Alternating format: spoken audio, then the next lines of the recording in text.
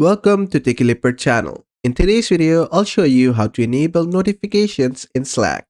So, at first, just open up your Slack software or open up the Slack in your browser. After that, just sign into your account. Then just select any of the workspace.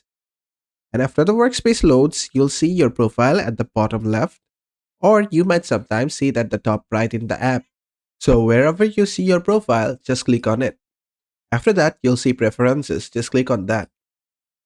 After that, make sure you're in notifications.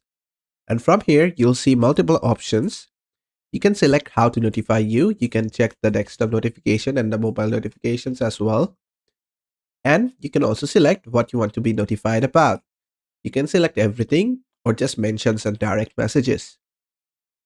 Now from also notify you about, you can select what else you want to be notified about. You can select thread replies, message from VIPs, new huddles, and many more.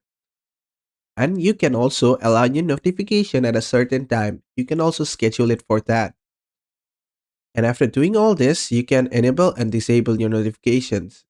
And that basically is it. And basically that is how to turn on your notification in Slack. I hope this video was helpful. If it was, please give it a thumbs up and don't forget to subscribe.